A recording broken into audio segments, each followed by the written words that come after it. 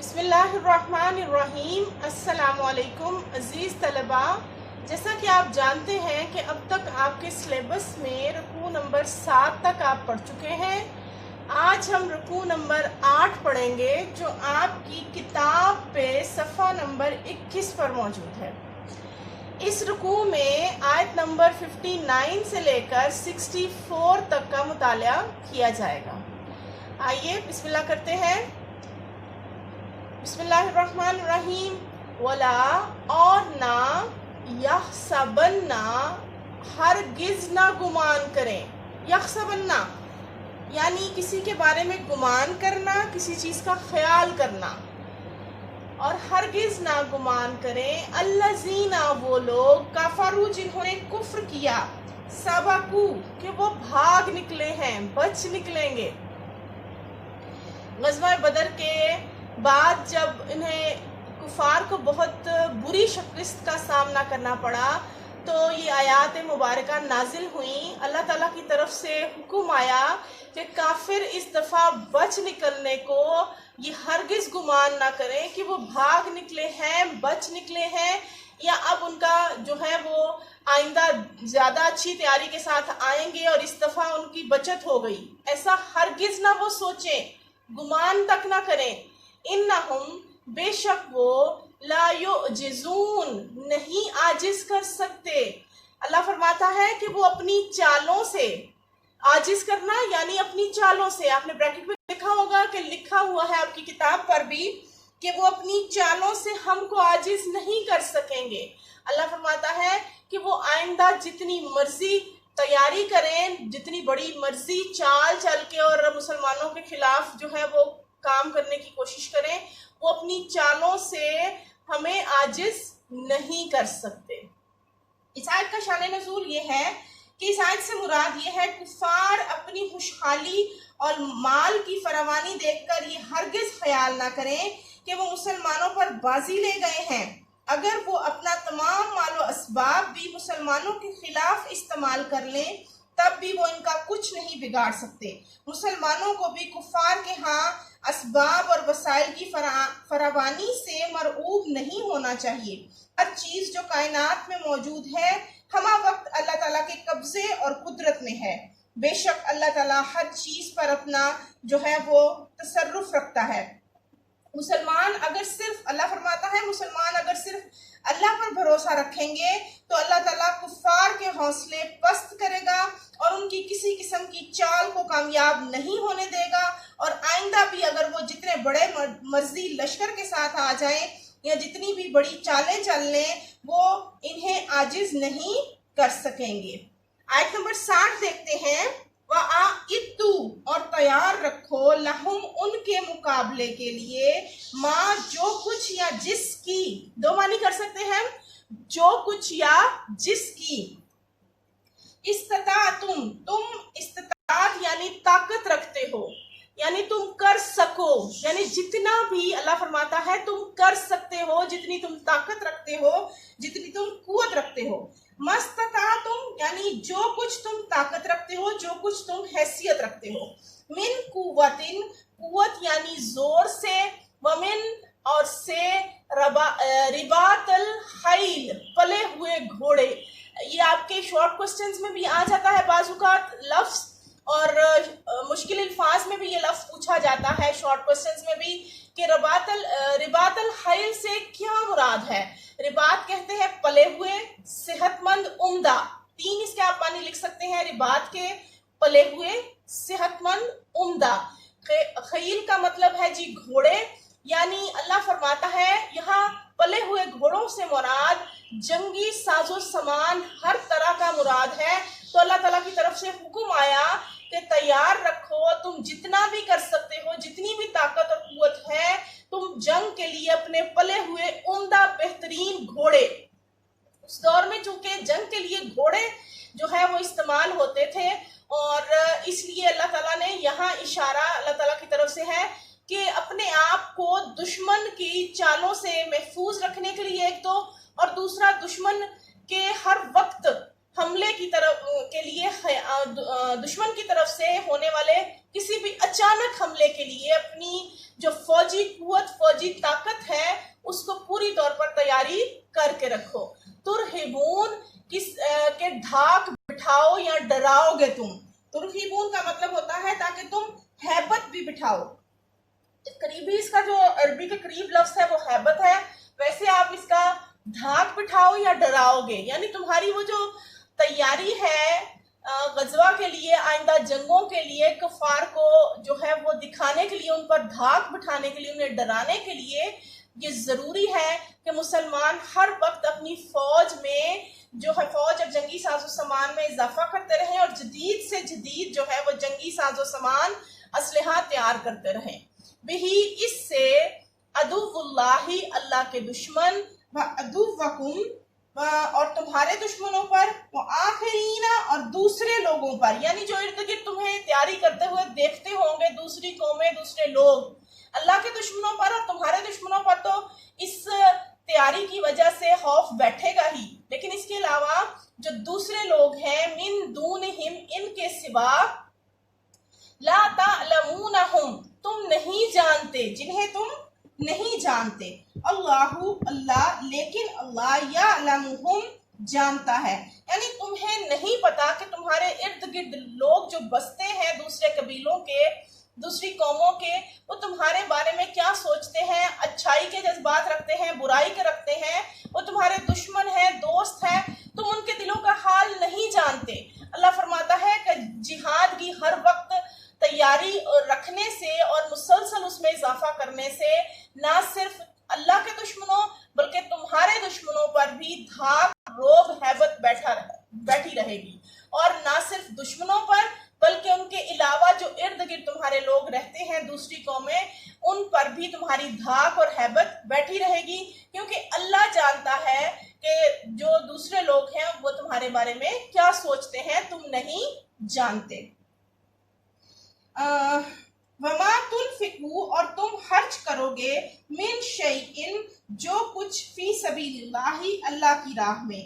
اللہ فرماتا ہے کہ اس جہاد کی تیاری کے سلسلے میں خرچ کرنا ایسے ہی ہے جیسے اللہ کی راہ میں خرچ کرنا، تو تم اللہ کی راہ میں جو کچھ خرچ کرو گے، یوفا پورا دیا جائے گا ثواب۔ یوفا کا مطلب ہے جی پورا ثواب اللہ کی طرف سے دیا جائے گا، جو کچھ تم خرچ کرو گے اللہ کی راہ میں، الیکم تمہیں یا تمہاری طرف، وانتم اور یہ کہ لا تظلمون نقصان نہیں کیا جائے گا، اور عربی کے قریب کا معنی ہوگا ظلم نہیں کیا جائے گا۔ لا تظلمون، لا کا مطلب نہیں، تظلمون ظلم نہیں کیا جائے گا، مراد ہے جی نقصان نہیں کیا جائے گا، یعنی اللہ جو وعدہ فرماتا ہے اللہ اس کو پورا کرتا ہے، بے شک وہ سب سے بہتر جو ہے عہد پورا کرنے والا ہے۔ تو اللہ فرماتا ہے کہ تم اللہ کی راہ میں، سب سے پہلے فرمایا کہ اللہ کی راہ میں جو بھی تم خرچ کرو گے اللہ اس کا پورا بدلہ دے گا، پورا ثواب دے گا، اللہ تم پر ظلم نہیں کرے گا، اور جہاد میں خرچ کرنا اللہ فرماتا ہے کہ وہ اللہ کے راستے میں ہی خرچ کرنا ہے۔ آیت مبارکہ کی شان نزول یہ ہے کہ یہاں گھوڑوں سے مراد ہر قسم کا سامان جنگ اکٹھا کرنا ہے۔ اس آیت مبارکہ میں کفار کے مقابلے میں مسلمانوں کو یہ حکم دیا جا رہا ہے کہ وہ اپنی استطاعت کے مطابق ہر دور میں کفار کے خلاف بھرپور جنگی تیاری رکھیں۔ یہ حکم کیوں آیا؟ کیونکہ مسلمان اصل میں نہ ذہنی طور پر اور نہ جو ہے اسلحہ اور جنگی ساز و سامان کے طور پر غزوہ بدر کے لیے تیار ہی نہیں تھے پوری طرح۔ تو اللہ فرماتا ہے کہ چونکہ یہ کفر و شرک کے ساتھ پہلا مارکہ تھا، تو آئندہ کے جنگوں کے لیے تمہیں پوری بھرپور تیاری ساتھ کرنی ہے، اور ساتھ ہی یہ حکم فرما دیا کہ جو بھی اس تیاری کے سلسلے میں اللہ کی راہ میں اصل میں خرچ کرے گا اللہ تعالیٰ اس کو پورا بدلہ دے گا، تاکہ جو جہاد کا سامان اور تیاری جو ہے تمہاری بھرپور ہونی چاہیے، تاکہ وقت پڑنے پر کسی پریشانی کا سامنا نہ کرنا پڑے۔ اس کا فائدہ یہ بھی ہوگا کہ تمہارے ظاہر اور پوشیدہ دشمن دونوں ہی تم سے ڈرتے ہوئے فتنہ فساد مچانے سے باز رہیں گے۔ اس کام کو معمولی مت سمجھنا، اس سلسلے میں جو وسائل بھی بروئے کار لائے جائیں گے اس کا بہترین اجر و ثواب دیا جائے گا، یعنی جو اس नेकी के काम में हिस्सा डालेगा, अल्लाह ताला उसको पूरा पूरा उसका अजर सवाब देगा। इस बारे में तुम्हारे साथ बदला देने में अल्लाह कोई तुम पर जुल्म नहीं करेगा। जिहाद की तैयारी का एक मकसद दुश्मनाने दीन पर रोक डालना है और दूसरा जो है फितना फसाद से बचना है। इस आयत मुबारका में एक और हुक्म आ गया, वो क्या कि क़यामत तक आने वाले मुसलमानों के लिए हुक्म है कि वो हर वक्त जंग के लिए तैयार रहे, जंगी साजो सामान में जदीद दौर के तकाज़ों के मुताबिक इजाफा करते रहें। अब हम पढ़ते हैं आयत मुबारका 61। आयत नंबर 61 है वो इन और अगर जाना हो, माइल हो, राजी हो, यानी वो लोग इस चीज के लिए बिल्कुल राजी हों, लिसलमी सुलह के लिए, फजनाह तो अल्लाह फरमाता है बस तुम भी माइल हो जाओ, लहा उसकी तरफ, वाओ और तवक्कल भरोसा रखो, तवक्कल करो, अल्लाही अल्लाह पर, इन्नहु बेशक हुवा समीउन अलीम, तवक्कल अल्लाही अल्लाह पर तवक्कल करे, इन्नहु कुछ शक नहीं वो यानी बेशक, हुआ वो अस्समीउन अलीम, हुआ समीउन अलीम यानी अल्लाह खूब सुनने वाला और खूब जानने वाला, या सबसे बेहतर सुनने वाला और सबसे ज्यादा जानने वाला, इल्म रखने वाला अल्लाह ताला है।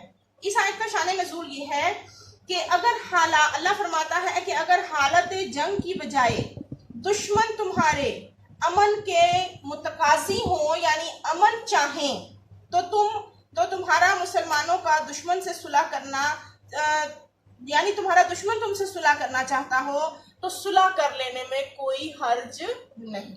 अब सुलह करने के पीछे अल्लाह फरमाता है दो वजूहात हो सकती हैं। एक तो तुम्हारा दुश्मन तुम्हारी जंगी साजो सामान और तैयारी को देखकर मरऊब हो जाए तुमसे, और वो जो है तुम ना सिर्फ तुम्हारी जंगी तैयारियां बल्कि मुसलमानों का मुजाहिदाना अज़्म हौसला देखकर वो मरऊब हो जाएं और सुलह करना चाहें, तो अल्लाह फरमाता है कि तुम सुलह कर लो, तुम्हें इसमें कोई हर्ज नहीं होना चाहिए। अगर सुलह से दुश्मन का मकसद धोखा और फरेब हो तब भी घबराने की अल्लाह फरमाता है कोई जरूरत नहीं। तुम जानते हो कि वो अगर तुम्हारे दिल में शक हो कि वो कोई धोखा दे रहा है या फरेब देने के लिए जो है वो सुलह कर रहा है, तो अल्लाह फरमाता है कि तुम्हें इस चीज पर घबराने की जरूरत नहीं, बस अल्लाह ताला पर भरोसा रखें। सुलह की ये इजाजत सिर्फ उन हालात में है जब मुसलमान कमजोर हों और इस सुलह में इस्लाम और अहले इस्लाम का मुफाद हो। अल्लाह फरमाता है कि जंग से बचने के लिए अगर तुम दुश्मन चाहता है कि जंग ना हो तो इसमें मुफाद किसका है? इस्लाम और अहले इस्लाम का, तो सुलह कर लेने में कोई हर्ज नहीं। लेकिन जब मामला इसके बरअक्स हो तो तब कुफार की ताकत और शौकत को तोड़ना और खत्म करना जरूरी है। जब आपस में इख्तलाफ होता दिखाई दे तो भी अगर सुलह हो सके तो सुलह कर ली जाए ताकि आपस का इख्तलाफ दूर हो जाए। जिहाद का मकसद खून रेजी नहीं बल्कि कलमा हक बुलंद करना है, और अगर कलमा हक खून रेजी के बगैर बुलंद होता हो तो फिर अल्लाह ने जिहाद से मना फरमाया है। आयत नंबर 62 है व इन और अगर युरीदू वो चाहे अन के यख्दाऊ का फरेब दे तुम्हें, यख्दाऊ का मतलब धोखा दे, फरेब दे, फइन्ना बस बेशक हस्बका काफी है तुम्हें, हस्बकल्लाहु अल्लाह, अल्लाह फरमाता है कि अगर वो सुलह करने के बहाने तुम्हें फरेब धोखा देना चाहे तो तुम याद रखो कि बेशक तुम्हारे लिए सिर्फ अल्लाह ही काफी है। वो अल्लाजी वही जात है जिसने अय्यदा का कुव्वत दी तुमको, यानी अल्लाह ताला फरमाता है कि सिर्फ मेरी ही जात है जिसने तुम्हें तकवीयत दी, कुव्वत दी, बेनस रही अपनी मदद से, व बिल मोमिनीना और मोमिनों को या मोमिनों से। इस आयत का शान नज़ूल ये है कि इससे मुराद है कि दुश्मनों की बदअहदी और धोखे की सूरत में अल्लाह ताला मुसलमानों को दुश्मन के फरेब और शरारत से महफूज रखने के लिए काफी है। मुसलमानों को परेशान होने की जरूरत नहीं। अल्लाह ताला की नुसरत और ताईद का वो पहले भी ग़ज़वा बदर के दौरान अल्लाह याद दहानी करा रहा है कि तुम इसका मुजाहिरा जो है वो ग़ज़वा बदर के मौका पर देख चुके हो, तुम लोग कुव्वत के लिहाज से किस कदर कमजोर थे, लेकिन अल्लाह ने चूंकि तुम्हारा साथ दिया, तुम्हारी मदद की और तुम्हें कुफार की जो है वो उन पर फतह दी, تو تم کفار کی دھوکہ دہی دینے والی فطرت سے پریشان مت ہو. کفار تو ہمیشہ سے اسلام کے خلاف سازشیں اور شرارتیں کرتے آ رہے ہیں، لیکن مسلمانوں کو اللہ کی مدد کافی ہے. ان کے سب فریب اللہ تعالیٰ برباد کر دے گا. اللہ تعالیٰ سب کی نیتوں کو جاننے والا ہے اور وہی بچانے والا ہے، وہی مدد کے لیے کافی ہے. اگلی آیت مبارکہ دیکھتے ہیں، آیت نمبر 63، یعنی اس رکوع کی سیکنڈ لاسٹ آیت نمبر 63 ہے جی. وَأَلَّفَ، اور اس نے الفت پیدا کر دی. اس کا معنی آپ محبت بھی لکھ سکتے ہیں. اور وَأَلَّفَ، اور الفت پیدا کر دی، بینہ درمیان، قلوبہم ان کے دلوں میں، لو اگر، انفقتا تم خرچ کرتے، ماں جو کچھ، فی الارضی زمین میں ہے، جمیعاً سارا کچھ. یعنی اللہ فرماتا ہے کہ یہ اللہ ہی ہے جس نے جو ہے وہ الفت پیدا کر دی. کن کے درمیان، کن کی بات ہو رہی ہے؟ ہجرت مدینہ کے موقع پر اللہ تعالیٰ کی طرف سے جو ہے اللہ فرماتا ہے کہ وہ لوگ جو اسلام کے دشمن تھے ان کے اور مسلمانوں کے درمیان یہ اللہ کی ذات ہے کہ اس نے اپنی قدرت اور طاقت سے الفت اور محبت پیدا کر دی. اگر تم پوری دنیا کی دولت بھی خرچ کرتے تب بھی تم ان کے دلوں میں محبت نہ ڈال سکتے. ماں نہیں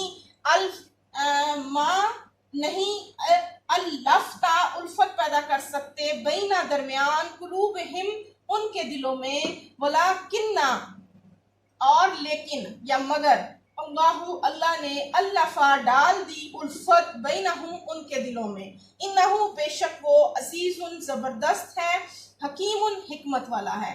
اللہ فرماتا ہے کہ یہ اللہ کی ذات ہے جس نے ان کے دلوں میں الفت ڈال دی اپنی قدرت کاملہ کے ذریعے. اس آیت مبارکہ کی تشریح یہ ہے کہ اس آیت مبارکہ میں اللہ تعالیٰ نے مسلمانوں کی باہمی محبت کا ذکر دیا ہے. اللہ فرماتا ہے کہ یہ وہی لوگ ہیں جو ایک دوسرے کی جان کے دشمن تھے. عرب میں رواج تھا کہ اگر دادا جو ہے وہ اس کے زمانے میں لڑائی شروع ہوئی ہے تو وہ نسلیں بھگتتی اور صدیوں تک جو ہے وہ آپس میں لوگ لڑنے مرنے پر تیار رہتے. اور یہ لڑائی جھگڑے کسی بڑی بات پر نہیں ہوتے بلکہ چھوٹی چھوٹی باتوں پر جھگڑے ہوتے اور اتنا طول پکڑ جاتے. وہ ایک شاعر نے فرمایا ہے نا کہ کبھی پانی پینے پلانے پہ جھگڑا، کبھی گھوڑا آگے بڑھانے پہ جھگڑا. اتنی چھوٹی چھوٹی باتوں پر وہ لوگ لڑا کرتے. تو اللہ تعالیٰ نے اس آیت مبارکہ کے ذریعے اپنے خصوصی انعام و اکرام کا ذکر کیا ہے، وہ یہ کہ نبی پاک صلی اللہ علیہ وآلہ وسلم کی مومنین کے ذریعے سے مدد فرمائی کہ اور زمانہ جاہلیت میں لڑنے والے لوگ مسلمان ہو کر آپ صلی اللہ علیہ وآلہ وسلم کے دست و بازو بن گئے. یہ اللہ تعالیٰ کی خاص مہربانی تھی، ورنہ یہ ایسا کام تھا کہ دنیا بھر کے خزانے بھی خرچ کر کے یہ گوہر مقصود حاصل نہ ہوتا. یعنی ایک مشکل کام تھا لیکن اللہ نے اپنی قدرت سے کر دکھایا کہ جو صدیوں سے ایک دوسرے کے دشمن تھے ان کو بھائی بھائی بنا دیا. ایک روایت میں ہے کہ یہ آیت مبارکہ جو ہے اوس اور حزرج جو مدینہ کے دو خاص قبیلے تھے، جب حضور پاک صلی اللہ علیہ وآلہ وسلم نے ایک انصار اور ایک مہاجر کا ہاتھ ایک دوسرے میں دے کر فرمایا کہ آج سے تم بھائی بھائی ہو، تو انیس مومنین پر یہ احسان فرمایا کہ ان کے درمیان جو پہلے دشمنی تھی اسے محبت اور الفت میں تبدیل کر دیا. ایک دوسرے کے خون کے پیاس سے آپس میں بھائی بھائی بن گئے. نسائی شریف کی ایک حدیث ہے کہ یہ آیت ان لوگوں کی شان میں اتری ہے جو آپس میں محض اللہ تعالیٰ کے لیے محبت رکھتے ہیں اور کوئی دوسری غرض نہیں ہوتی اس محبت میں. یہ وہ محبت تھی جو دنیا بھر کی دولت خرچ کرنے کے بعد بھی حاصل نہیں ہو سکتی تھی. حضور صلی اللہ علیہ وآلہ وسلم کی اعلیٰ اخلاق کی بدولت یا ان کے عمل کی وجہ سے ایک مسلمان دوسرے مسلمان کی خاطر اپنا سب کچھ قربان کرنے پر جو ہے وہ راضی ہو گیا، اور الفتوں کا مرکز حضور پاک صلی اللہ علیہ وآلہ وسلم کی ذات مبارکہ ٹھہری. اب آتے ہیں اس رکوع کی آخری آیت مبارکہ 64 کی طرف. یا ایھا النبی، اے نبی پاک صلی اللہ علیہ وآلہ وسلم، حسبکا کافی ہے تمہیں.